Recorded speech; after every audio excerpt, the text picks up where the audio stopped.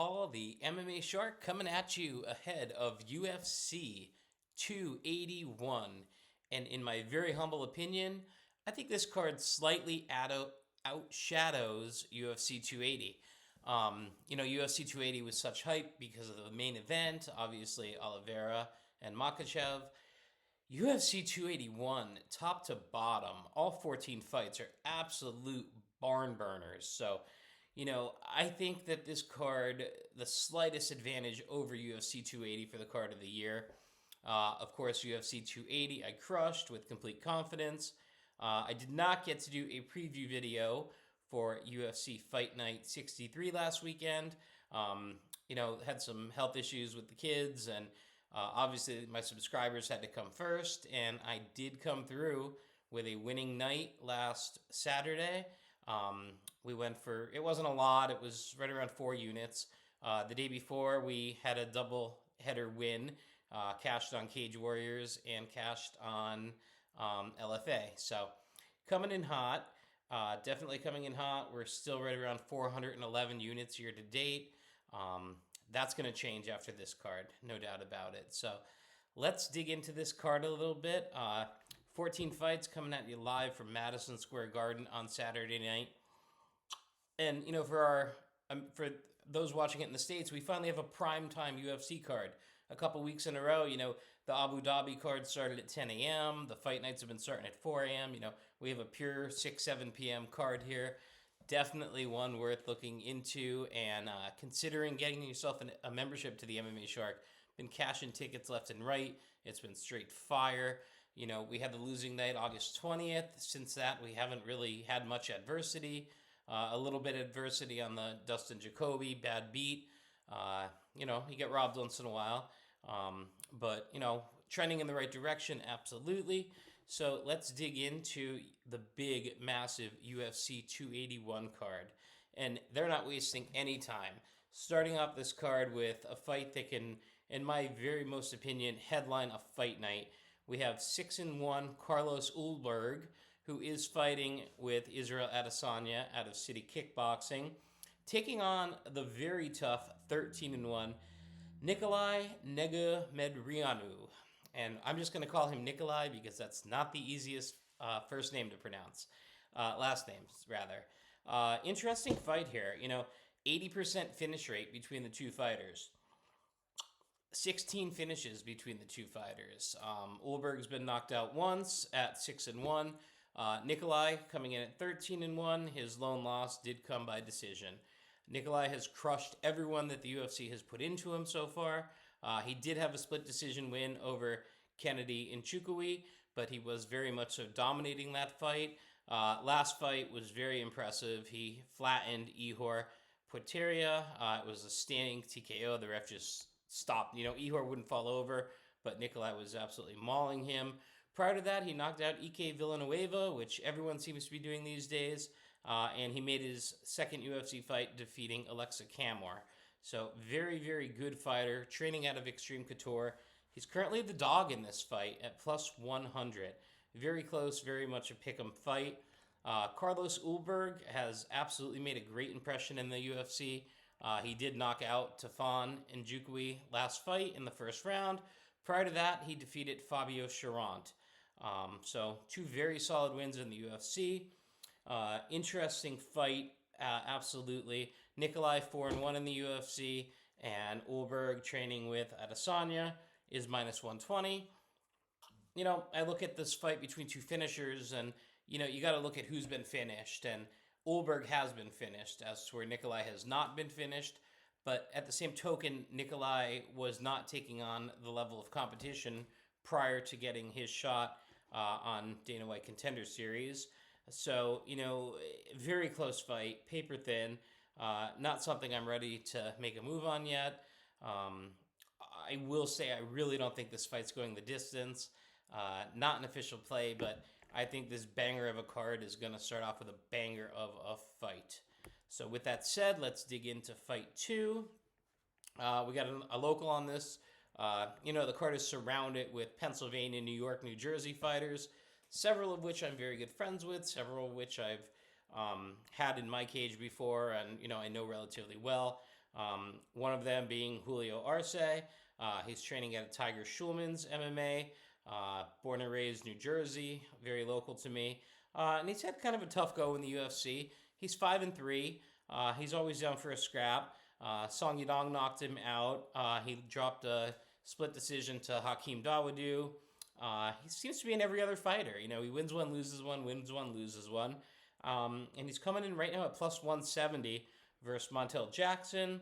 Montel Jackson is 5-2 in the UFC, and he is training at a Pura Vida BJJ, originally from Milwaukee, Wisconsin. He is coming off 2 straight wins in the UFC, a decision over JP Buys. I'm not very high on JP Buys, and a knockout win over Jesse Strader. Prior to that, he lost to Brett Johns by unanimous decision. Most people that fight Brett Johns lose by unanimous decision. So digging into this fight a little bit more, I do think that Julio Arce is the stronger fighter of the two. He just hasn't been very consistent. He hasn't won back-to-back UFC fights since 2018. You know, he's been very trendy. Win one, lose one. Win one, lose one. He did win his last fight versus Daniel Santos. He seems to just not do well with the extreme strikers. You know, when he fought Hakeem Dawodu, he basically lost that fight just by slipping and trying to avoid the power punch of Dawodu. And then he kind of changed that whole mentality when he was fighting Song Yadong, and Song clipped him very hard in the second round and knocked him out. Montel Jackson, he's been around a while. You know, he's got a great record. He's 11-2. His only 2 losses in the UFC, again, the decision to Brett Johns and the decision to Ricky Simone. I don't see Julio Arce going out there and finishing him, but Julio Arce, you know, he's got the hometown crowd. He's been a very good fighter in the UFC, just not 100% consistent. I see it being a really good fight, likely going to the judges' scorecards. And I don't know, you know, at plus 170, Arce's got my attention. But, you know, it's early in fight week, and I think it'll be a fun fight. I think it'll be a very interesting fight. I don't think it's going to be a boring fight, but I do think that fight likely will see judges who have been a little shaky lately. So we'll have to see what happens on that one. Interesting stat is last week there was 11 fights on the UFC card, and the favorites went 10-1. The only underdog that won in that fight was Amanda Lemos, and you know, she earned it. She actually won the first and second round with ease and got the standing knockout in the third. So that was the only dog that cashed. From a betting perspective, I was high on Marina, but I was also high on that fight going under 4.5 rounds. So no damage was done there on the main event. We take a peek at fight 3 on this card. We've got another local fighter, and that's the Lone Wolf, Mike Trizano. He'll be taking on Woo Choi. Another excellent, well-matched fight. Right now, Trizano, the hometown kid, is coming in at plus 135, where Woo Choi is minus 155. Very, very close fight. Mike Trizano has been on a slide lately. He did get knocked out for the first time in his career to Lucas Almeida in his last fight. Prior to that, dropped a decision loss to Hakeem Dawodu. He did beat Ludovic Klein earlier in 2021. Prior to that, he was choked out by Grant Dawson in the second round. And if you watched Grant Dawson's fight last week, you can tell this kid's a real deal. You know, over Marco Madsen, you know, he was the slightest of favorites. He missed weight, but, you know, he came on very strong in that fight. He was really never in trouble and was able to get another late finish. So, you know, Trizano having the submission loss to Grant Dawson on his resume is not the end of the world. Woo Choi, same situation, coming off 2 losses in a row. And there's a lot of scenarios like that on this card. But well-matched fights, awesome card. Woo Choi is coming off a split decision loss to Joshua Calabayo. Prior to that, he was choked out by Alex Caceres. He did knock out Julian Erosa. That was a very signature win. That came about a year ago. I believe it was last October. Prior to that, he beat Yusuf Zalal in the UFC, and he did get submitted by Gavin Tucker. So, you know, both of them kind of susceptible to the submission. Trizano, not much of a finisher. He wins fights by split decision. He wins them by decisions. On the regional scene, he did have a fair amount of knockouts. This is a really close fight.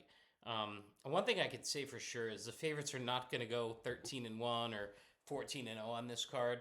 But you got back-to-back fights there on the prelims. Fight 2 and 3, where the local, in one being Trizano, one being Arce, are the underdogs in the fight. And a lot of times you look at cards that are built around the locals, and Woo Choi and Montel Jackson aren't exactly studs to be favored. So it's one of the lesser quality fights on the card. Every card's gonna have a fight that's not like, oh my God, this is Poirier versus Chandler. That's definitely not Song Woo Choi versus Trizano. Could be a really good fight though. Next we go to the female fight, 115-pound fight. We have Karolina Kowalkiewicz coming back, taking on Silviana Gomez Juarez, and I'm going to give a free play on this fight. I'm going to go with Karolina Kowalkiewicz to get the win on this fight. Right now she's plus 100. Gomez Juarez is minus 125. I think Karolina Kowalkiewicz does get this win in this fight. I think that she's the more decorated, more efficient fighter. She's fought tougher competition. With that said, Juarez is a finisher, and Karolina has been finished before. And when I say a free play on here, listen, that could change between now and the card. I'm recording this. I typically record Tuesday, Wednesday of fight week. A lot can happen between now and then, but I do like to throw out a couple free plays. In this particular video, I'm going to throw out 2. But Karolina Kowalkiewicz, lost 5 fights in a row prior to finishing Felice Herrig in her last fight. But if you look at who she lost to, she got submitted by Jessica Penne. She lost a decision to Xiao Nanyan. She lost to Alexa Grasso. She lost to Michelle Watterson, and she got knocked out, of course. Everyone remembers the knockout versus Jessica Andrade. Prior to that, she lost to Claudia Gadelha, and of course, one of the best female fights of all time when she fought Joanna Jędrzejczyk. So, yes, Karolina has been sliding. Total in the UFC, she's 6 wins, 7 losses. But at the end of the day, she's a very tough fighter. She's a tough striker. And as long as she could avoid the really good guard of Gomez Juarez and, of course, the power punches of Gomez Juarez, I think she has enough weapons to win this fight. Gomez Juarez has some losses on her record that are to much lesser competition than Karolina Kowalkiewicz. She got submitted by Vanessa Dimo-Palos. She got submitted by Lupi Gudinez. Prior to that, just regional wins. Looking at before she made it to the UFC, she won a knockout versus a 5-6. She won a knockout versus a 6-4. A decision versus a 4-3. She met up with Ariana Lipski on the regional scene, who made it to the UFC. Ariana was 10-3 at the time and was able to beat Gomez Juarez. So I'm going with the experience in this fight in Karolina Kowalkiewicz. Come fight night when I'm putting picks out to my subscribers, that might change. Anything can change, especially in female fights. If Karolina comes in overweight, underweight, how they look on the scale, who the judges are assigned to the fight. A lot of variance can make a decision go a different way. But with some confidence right now, I will throw out a free play in Karolina Kowalkiewicz to get the win. 37 years old. I think she still has a lot of fight left in her. In fact, they're both 37 years old. So, there's no age advantage in this fight. I'm going with experience and strength of schedule on that fight. And obviously coming off a very, very good win. Next up, we got the Steamroller. The Steamroller, Matt Frevola. He is out of New York. He's got a hometown fight. And current odds on this have him as an underdog as well, coming in at minus 105. He is 9-3-1 as a professional. He has been in the UFC quite some time. Dana White's Contender Series alumni from the first season in 2017. Did lose his UFC debut. He got knocked out by Paulo Reyes. He got knocked out by Terrence McKinney earlier this year. He did come back, though, and get a knockout win over Gennaro Valdez. He had a war with Arman Tsarukyan. And, he's gritty. He's definitely a gritty fighter. He throws really good punches, kicks at big volume. He's also training in Gracie, Tampa for this camp, so he made a little bit of a switch out of Serra-Longo. But born and raised in New York, he's going to absolutely have the hometown crowd. Unfortunately, he's got to fight Otsman Azaitar, and Otsman has been spectacular in the UFC. He's coming in at 13-0. He flattened Kama Worthy in his last fight. Prior to that, he flattened Timu Paklian, and then had a ton of highlight reel knockouts on Brave FC. I'm looking over, and I had some notes on Ottman. 13-0 with 12 finishes. So 7 of them in the first round. Frevola definitely does not have the finisher's touch that Azaitar has, but he is a very decorated striker. He's very good defensive wrestling. He can land some takedowns. He can throw up arm bars. I think it's a pretty close fight. I don't think the odds should be as close as they are, though. I personally think that Ottman should be a bit more of a favorite on this fight, but he's also had some struggles making weight. So, if Ottman comes in at 155 and looks good, slight edge goes to him. Frevola's a live dog in this fight, though, so not something that I'm willing to make a play on. The good news is, if you're still watching, you've got another free play coming for me from the next fight on the preliminary card. And this is a fight that I am just pumped for. And, you look at records and think, why am I pumped for this? An 8-1 versus an 18-5. But that 8-1 is Andre Petroski. And, Renzo Gracie, Philadelphia, that gym has just been on fire. Obviously, everyone that's been watching UFC and Dana White's Contender Series, you're fully aware of the Joe Pyfer situation. You're probably fully aware by now about Jeremiah Wells, who has just been an absolute stud. Pat Sabatini did take a loss his last fight, but Andre Petroski, he's undefeated in the UFC.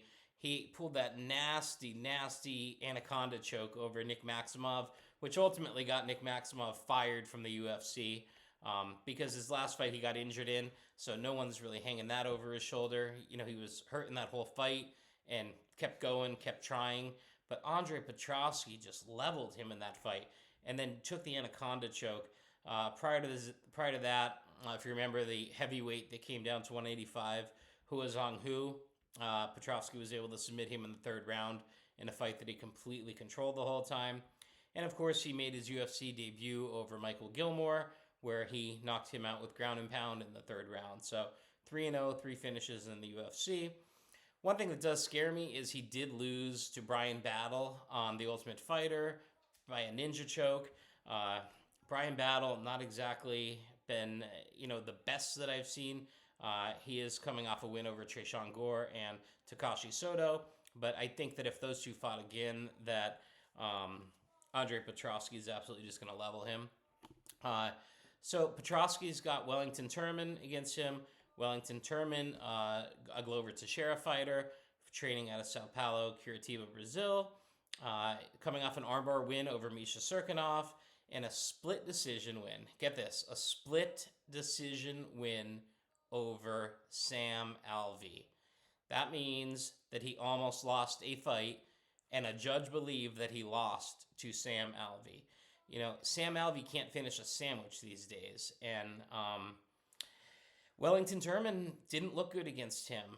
Misha Serkinov, as we know, he's just up in age and done. UFC just released him. Misha Serkinov just got absolutely murdered his last fight against Alonzo Menafield. He had lost 4 in a row. So it's not that Wellington Turman beat Misha Serkinov in his prime by any chance. And that fight versus Sam Alvey just really has me thinking. I think Petroski gets the win here. That's going to be another free play that I'm tossing out. Right now he's minus 195. It may have climbed. I wrote that down last night. Didn't really take a look at that today. I'm focused on other fights. But I really think Andre Petroski, being from Philly, having that team on his shoulders, gets the win in that fight.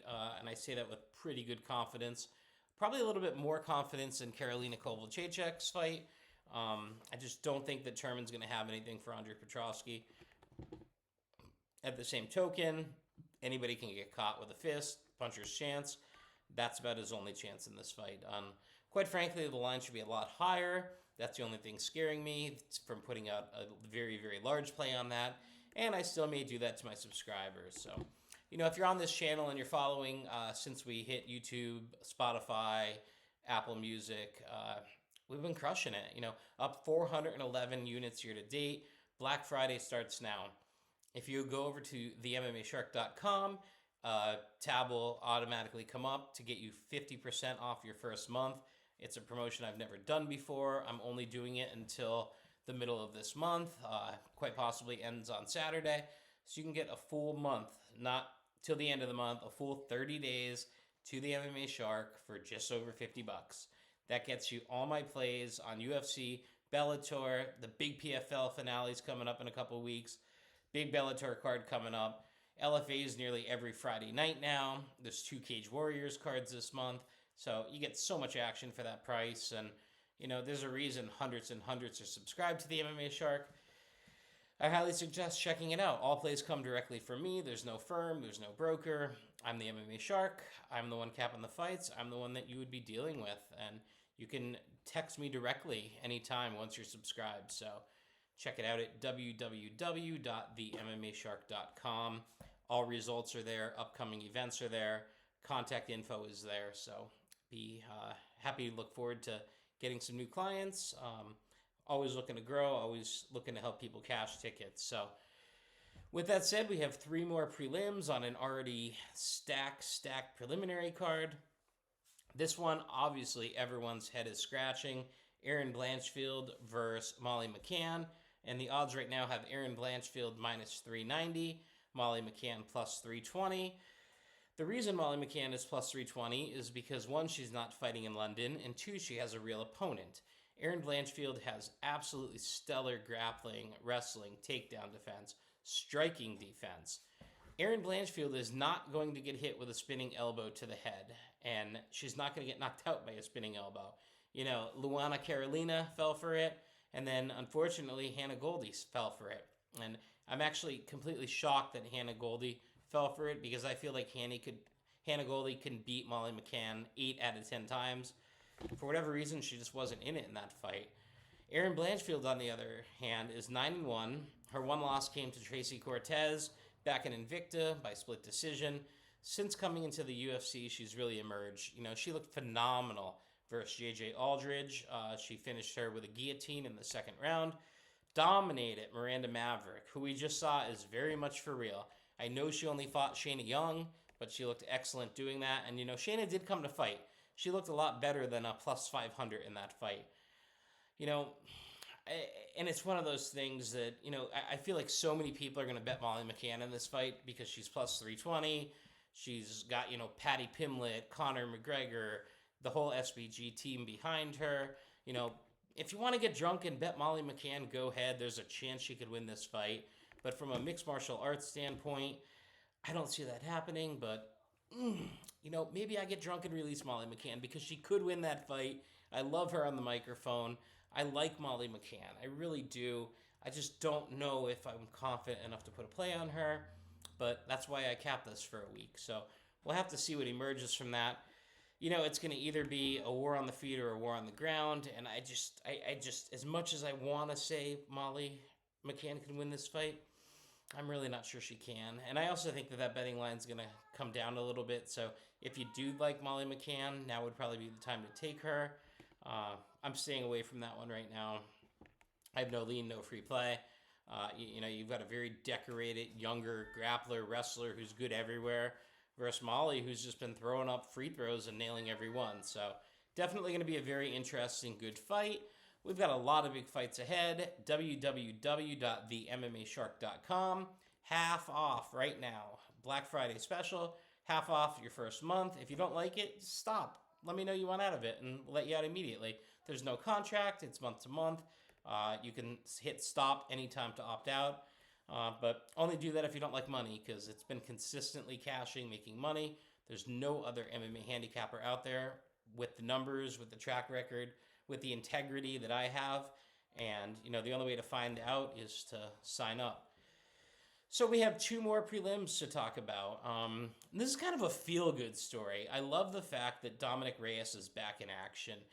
Last time we saw him fight, it was, I love MMA. I watch all sorts of MMA. I remember all kind of moments of MMA. But the knockout loss that he had versus Yuri Prohaska, when that fight ended, I said, man, he is never going to fight again. It was brutal. He went completely limp and just head first into the canvas. You know, Yuri flattened him, and it was a war. He was putting up a good fight versus Yuri, but he was also getting the shit kicked out of him versus Yuri. He's coming off 3 losses in a row. Of course, Jan Blachowicz knocked him out, and Yuri knocked him out. Put up a very good fight versus John Jones. He lost a decision to John Jones, but it was a really good fight. And believe it or not, that's the last time John Jones has fought. I'm thinking February, March return for John Jones. I'm kind of hoping it happens. I know Stipe is all about that fight. Dana, make it happen. Jones is ready to sign the contract. So toss a heavyweight in front of him and he's signing it. He's in great shape and he's not getting any younger. But this one is about Dominic Reyes taking on Ryan Spann. Ryan Spann's stock has gone down over the last couple of fights. He did get the submission win over Ian Kutalaba. He was choked out by Anthony Smith, and he did knock out Misha Serkinov in his last 3. Prior to that, he got Johnny Walkered. Johnny Walker flattened him, knocked him out cold in the first round. So I don't have a prediction on this fight. This fight's kind of something special to the subscribers. I see this as a spot where we're going to make a lot of money, a lot of units on this card. It's going to be a good fight. No doubt about it that it's going to be an interesting fight. Featured prelim. One thing on this card that I don't think can happen is the featured prelim living up to the featured prelim from UFC 280. Bilal Muhammad versus Sean Brady was absolute fireworks. I had a max underdog play on Bilal Muhammad, as most of you know that are watching this, unless you're new to the channel. And man, did Bilal show up. He is for real. But we have Renato Moicano taking on Brad Riddell in the featured prelim. And, Renato Moicano is as tough as it gets. He went up in weight his last fight to 170 and took on RDA, and he took a bloody beating. If you watch the fight, there was spots in that fight, at the end of the 3rd round and the end of the 4th round, since it was a 5-round co-main event, that I feel like RDA looked upset, like, just stop, he was thinking, because he was hurting him so bad.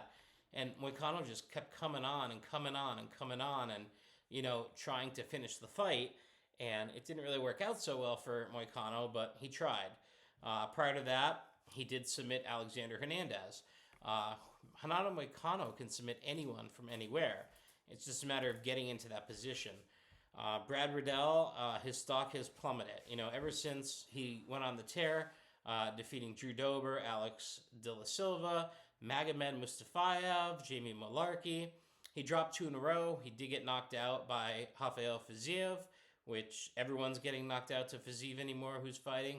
And then he got finished in a mounted guillotine almost immediately when he fought Jalen Turner. So I'm not sure. I think Riddell's going to come on a little stronger than he's been, but Moicano is as good as it gets. Very good striking, very good chin, very good jiu-jitsu.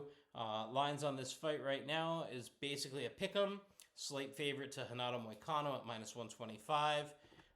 Possibly a trappy fight, Brad Riddell's 31 years old. Renato Moicano is coming in. He's 33 years old. Definitely has had some tougher competition in the UFC. He did choke out Jai Herbert as well. So, both men were knocked out by Fiziev. Both men have a lot of submission wins. Both are very tough. It's a well-matched fight. It's definitely an interesting and exciting fight. I'm excited for that one. Nowhere near ready to make a lean on it yet. It's just too early in the week, but expect fireworks in that fight. Main card starts off, and finally Dan Hooker gets a winnable fight. I feel like Dan Hooker has been thrown to the wolves. He is 21-12. He's 32 years old. He's not getting any younger. But, Dan Hooker is taking on fights that most people aren't taking on. Prior to beating James Vick, Al Iaquinta, and Paul Felder, he lost to Poirier by decision. Poirier didn't put him away, and he did get knocked out in the first round versus Michael Chandler. That was Michael Chandler's welcome gift to the UFC. And then he went on to beat Nasrat Haqparast, and then took on Islam Makhachev, where he was submitted in the first round. What does he do after that? And accepts a fight with Arnold Allen, where Arnold was able to put him out in the first round. So I'm a Dan Hooker fan. I like Dan Hooker. He's fighting Claudio Puelles here, and Claudio's jiu-jitsu is one of the best in the division. the famous knee bar win over Clay Guida that my subscribers may remember me saying before the fight. I said Puelles is going to beat him by knee bar. And, Clay Guida is tough to finish, and he was able to do it. He's pretty much a one-dimensional fighter, though, Claudio is. Just looking for the jiu-jitsu, where Hooker has some really good wrestling, some really good jiu-jitsu. Definitely going to be a very close competitive fight. Right now, Dan Hooker is minus 155 with the comeback on Claudio at plus 135. So a fight I'm definitely looking forward to. All in all, a card I'm looking forward to. And like I said, if you want all my picks, plays, props, totals, parlays, everything, www.themmashark.com. It's as easy as typing in your phone number, get access. The code's already embedded in the website. Thankful50 saves you half off your first month. You will absolutely want to stay after the first month. We've got some big-time cards coming up in December. UFC 283, UFC Orlando. A lot of good stuff in December. The year is packed with MMA. All the way up to December 31st, New Year's Eve. We've now got Cage Warriors, Europe versus the United States. And we've got Bellator versus Ryzen on New Year's Eve. So, the MMA doesn't stop until the ball drops. It's not like football. It's not like tennis. Or actually, tennis is year-round. But it's not like football or baseball or hockey or basketball. This is year-round. We cash tickets all year. There's really no off-season. Christmas week we get a break. New Year's week we get a break. Other than that, we just go all year. And the UFC's averaging 45 cards a year right now. So I think they're going to be closer to 50 next year. So we will see where that goes. Next fight of the night, we have Frankie Edgar in his retirement fight. An iconic fighter, Frankie Edgar. Someone that made me an MMA fan. He is as good as it gets. He has been slumping lately. And, and I heard a lot of people mention this too, even over on Fight Bananas. They said, Frankie Edgar could have taken an easier fight for his retirement fight, but he didn't. He's taken on Chris Gutierrez. Of course, Chris Gutierrez has some of the nastiest leg kicks you can see. He is just so fast on the feet. Of course, we saw the Frankie Edgar last fight versus Marlon Chito Vera. The front kick to the face, where his whole face it was almost a sad thing to see. I didn't think we'd ever see Frankie fight again. Prior to that, a filthy knockout when he fought Sanhagen, flying knee to the face.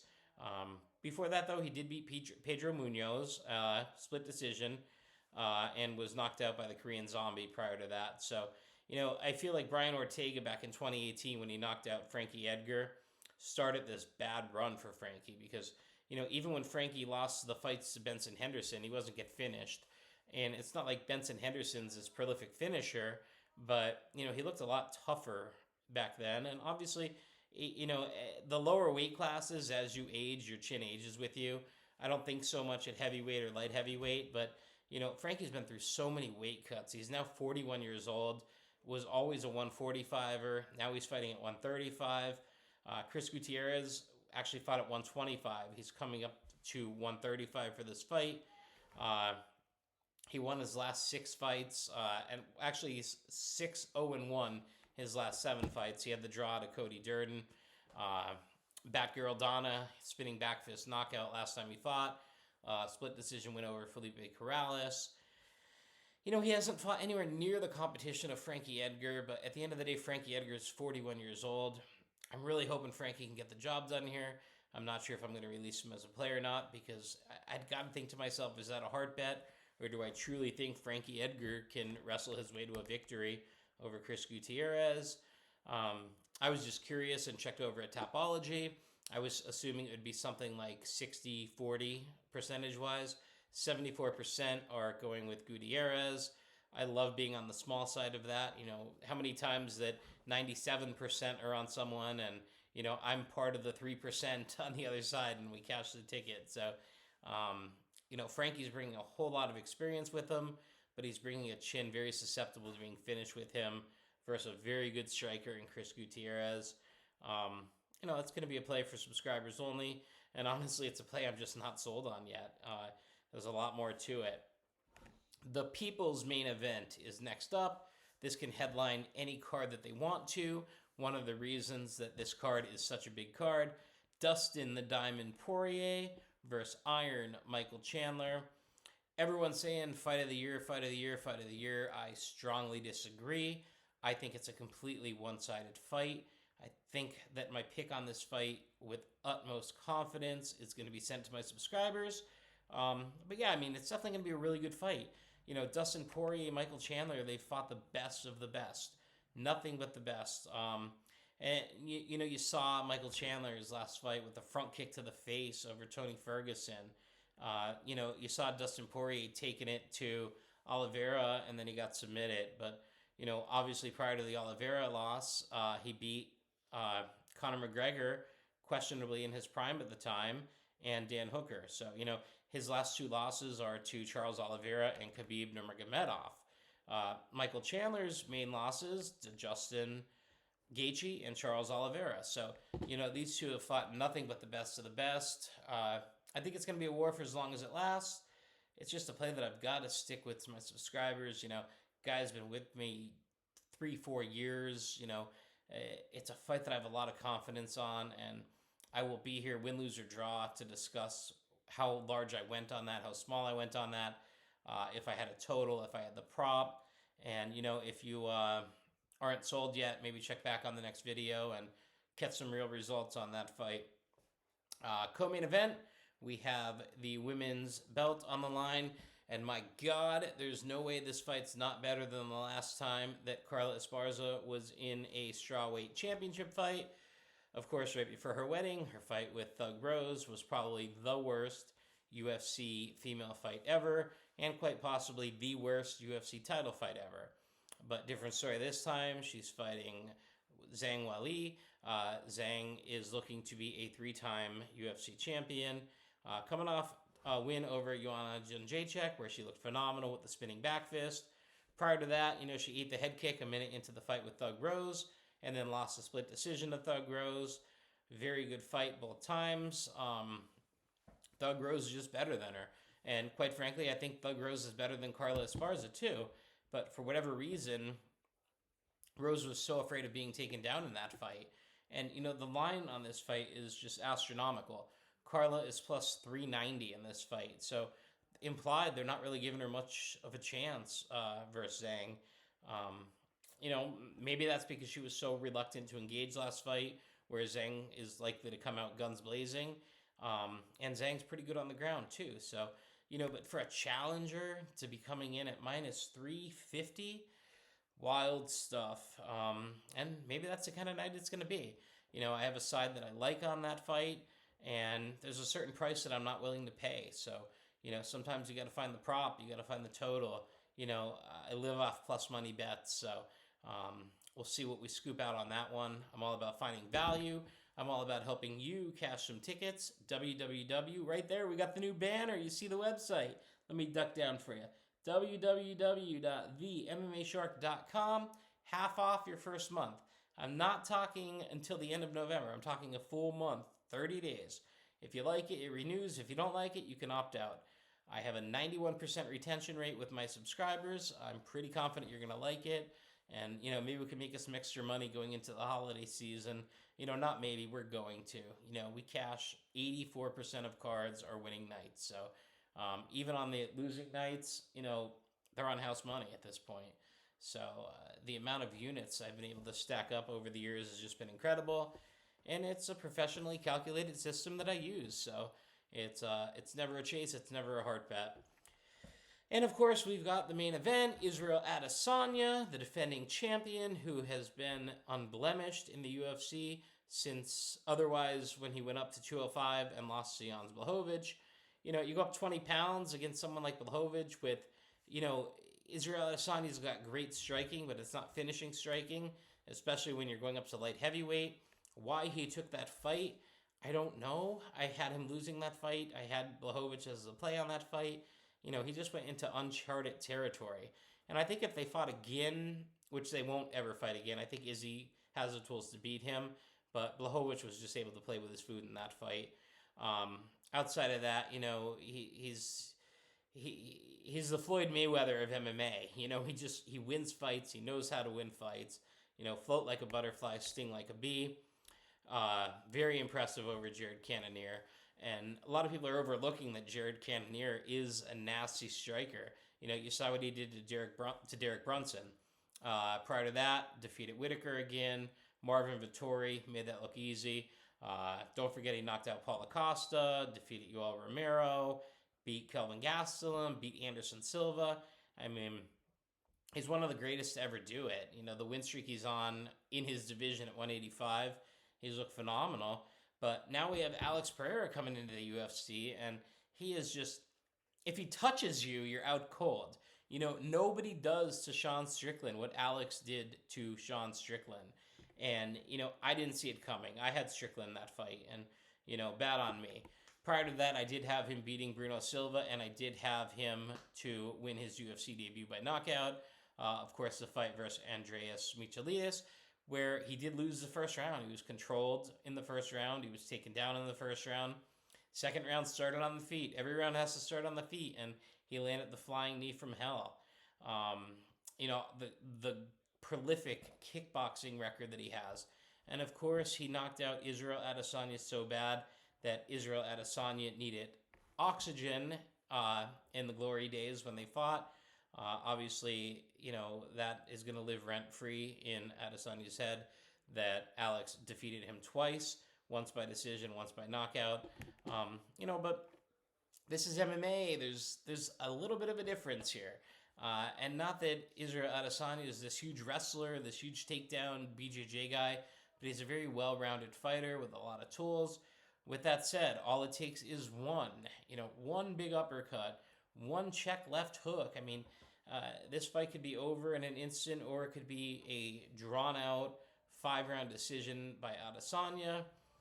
There's so many different angles on this fight. And, to see Israel Adesanya on Wednesday of fight week being minus 160, it's like, oh my God, he's going to get knocked out. But I'm not saying that's my play. I have my mind made up on this fight, and I'm trying to not talk myself out of my play on this fight. If you want to know what my play is on the main event, the co-main event, the featured prelim, all my plays, I'm estimating about 30 plays on UFC 281.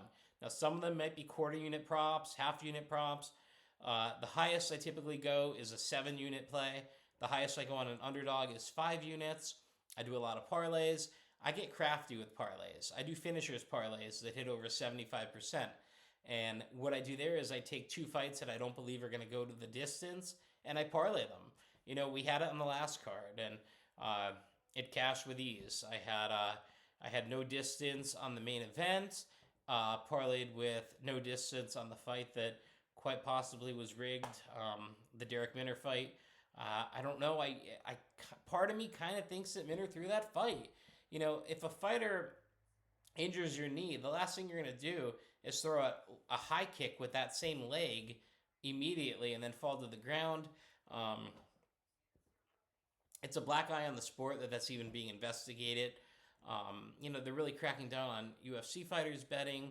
I'm not a big fan of them not allowing UFC fighters to bet. I mean, who doesn't want to bet on their teammate? But at the same token, I get it. They're trying to avoid the Pete Rose method.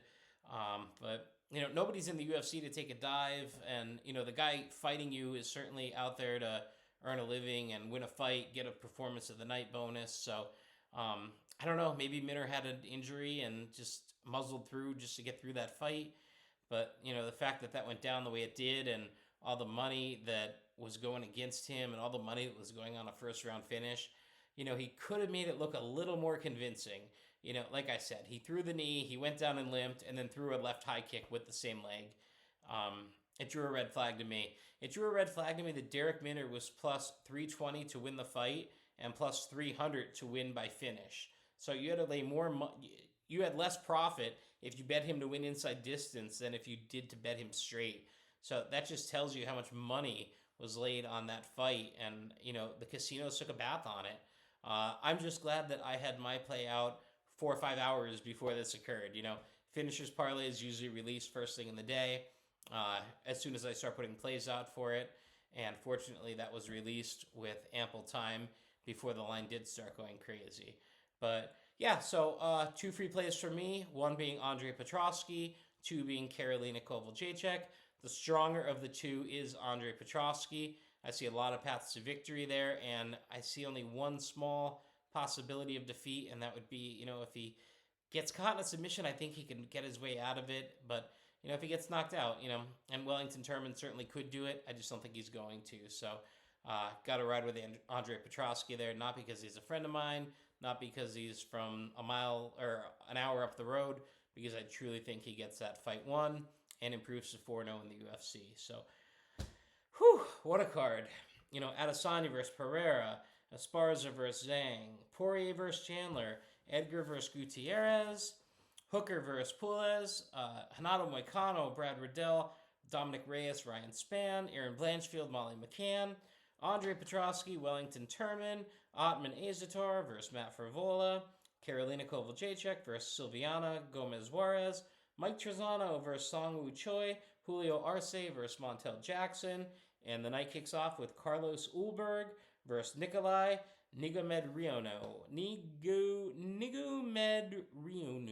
We're going to go with Nikolai there. Take the easier route. Get yourself a subscription, www.themmashark.com.